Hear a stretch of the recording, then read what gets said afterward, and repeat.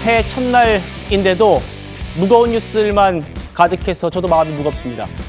최상목 대통령 권한대행이 어제 헌법재판관 2명을 전격 임명한 후폭풍이 거세게 불고 있습니다. 대통령실 고위 참모들이 전원 사표를 냈고요. 일부 국무위원들도 왜 상의도 없이 혼자 결정했느냐고 항의를 했다고 합니다. 먼저 새해 첫날 최 대행이 현 충원을 찾아서 어떤 메시지를 남겼는지 보고 오시죠.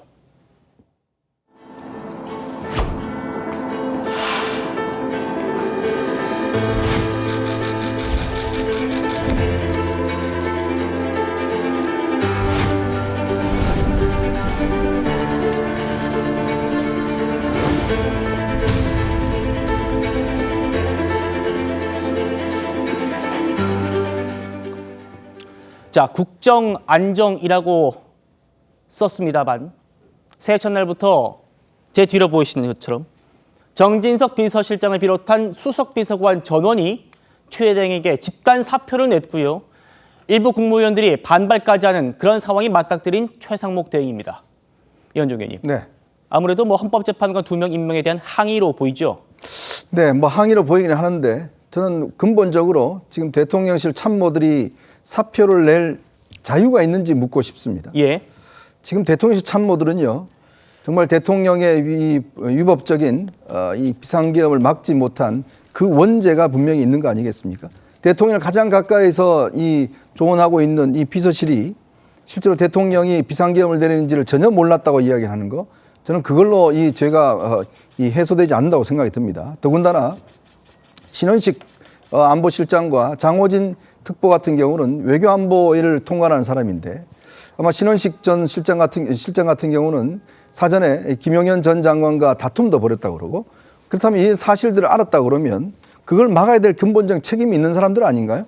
국민들 앞에서 정말 석고대죄도 해도 모자랄 판에 지금 어쨌든 간에 국정을 좀 안정시켜야 될 책임이 있는 사람들이 사표를 냈다?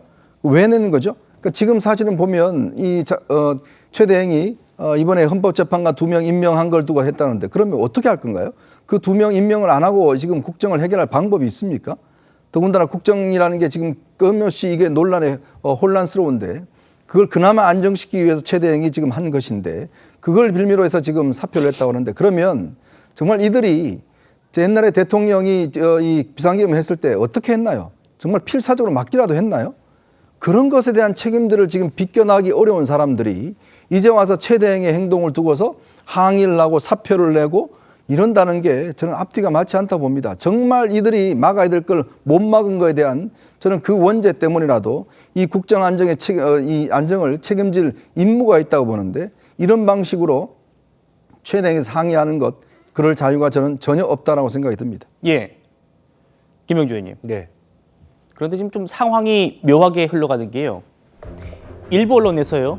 이 비서실장, 정책실장, 안보실장, 수석비서관 모든 참모진들이 사표를 냈는데 유독 최 대행이 정진석 비서실장의 사표만 수리했다는 보도가 오늘 나왔습니다. 그래서 지금 이후에 기재부가 입장을 냈어요. 최 대행은 사표를 모두 수리하지 않겠다라는 입장이다. 정진석 실장의 사표도 수리하지 않겠다는 입장이에요. 그런데 그 즉시 정진석 실장이 또 저희 TV조선과의 통화에서 내 사표는 수리가 된 걸로 안다. 이렇게 또 재반박을 했단 말입니다. 진실 게임 양상으로 흘러가는 것 같기도 하고요. 네. 어떻게 보십니까?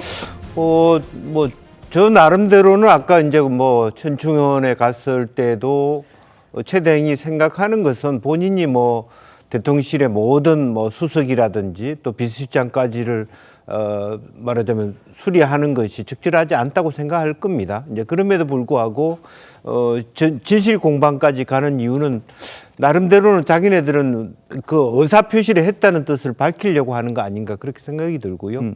또 내 사표는 수리된 걸로 안다라고 하는 그런 말씀은 있기는 합니다만은 여전히 기재부의 입장들이 더 올바르지 않을까 그렇게 생각이 들고요. 또 명분과 타이밍도 저는 적절하지 않다고 봅니다. 방금 이현종 의원 말씀이 있었습니다만 본인이 집단적으로 사표를 표현한 것은 전 국민에 대해서 계엄 선포한 윤 대통령을 막지 못한 것에 책임을 두고 사표를 낸다. 이것은 받아들일 수 있는 명목입니다. 근데 예를 들면 말하자면 최 대행이 실제적으로 헌법재판관 2인을 임명했다는 이유로 사표를 한다? 자기 월급 누가 줍니까? 윤 대통령이 줍니까? 사실은 그런 부분은 매우 적절하지 않은 타이밍이고 매우 적절하지 않는 그 명분이다. 저는 그렇게 생각이 들고요. 이제 그런 의미에서 실질적으로 마음으로야 총 비서실 직원들 다 사표 수리 받고 싶은 마음이야 국민들의 마음일 겁니다만은 그럼에도 불구하고 지금 이제 1월 20일 트럼프 행정부가 들어서고 어쨌든 외교적 파트너로서의 대한민국은 존재해야 되고 누군가 뭐 국제적인 공문은 받아야 되고 어떤 형식적으로라도 저 집은 누군가 지키고 있어야 되기 때문에 그런 부분에 대해서 권한대행이 자기가 다 하겠다고 할 수 없는 입장이 반영된 거 아닌가 그렇게 보이십니다. 예, 김병희 부대변인께 여쭤보죠. 지금 최 대행이 새해 첫날에 우리나라가 가장 먼저 해야 될 게 지금 국정 안정이다, 국가 안정이다 이렇게 얘기했는데 대통령 참모들이 집단 사표를 내면서 국민들이 어떻게 보실지 모르겠습니다.